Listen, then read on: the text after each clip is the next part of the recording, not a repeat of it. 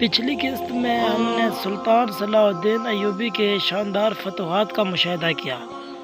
آج کی ویڈیو میں ہم صلیبیوں کے ملنے کے بعد فرعونیوں کے خزانوں کا کیا ہوا تھا، آئیے آج اس راز سے ہم پردہ اٹھاتے ہیں۔ مصر پر قبضہ کرنے کے بعد صلیبیوں نے فرعونوں کی دولت دریافت کی جو صدیوں سے جمع تھی۔ ان خزانوں میں سونا، چاندی، قیمتی جواہرات اور انمول نمونے شامل تھے۔ ان کے نتائج کی سرسراہت وسعت بہت زیادہ تھی، لیکن صلیبیوں نے تاریخی اہمیت اور ثقافتی ورثے کو سراہنے کے بجائے ذاتی فائدے کا موقع دیکھا۔ لالچ نے انہیں اندھا کر دیا۔ انہوں نے ان کی تاریخی اہمیت یا مذہبی اہمیت کی پرواہ کیے بغیر خزانے کو لوٹنا شروع کر دیا۔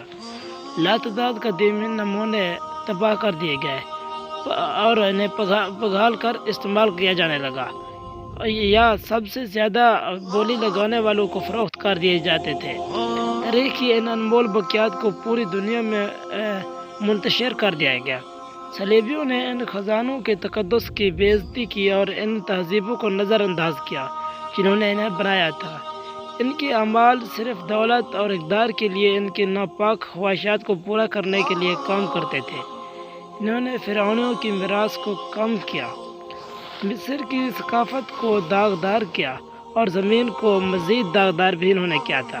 جہاں تک سلطان صلاح الدین ایوبی کا تعلق ہے، وہ صلیبیوں کے ہاتھوں میں آنے والی تباہ شدہ خزانوں کی وجہ سے بہت زیادہ غمگین تھے۔ انہوں نے تاریخ کے تحفظ کی اہمیت کو تسلیم کیا اور فرعونیوں کے آثار کو مزید نقصان پہنچانے سے بچانے کا عزم کیا۔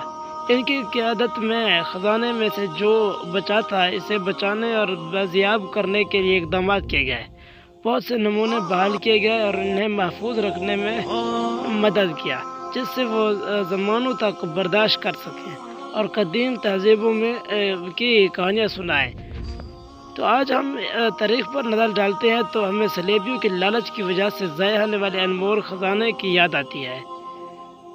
امید ہے آپ کو یہ ویڈیو پسند آئی ہوگی۔ انشاءاللہ مزید تاریخی اور اسلامی ویڈیوز کے لیے ہمارے یوٹیوب چینل کو سبسکرائب کریں۔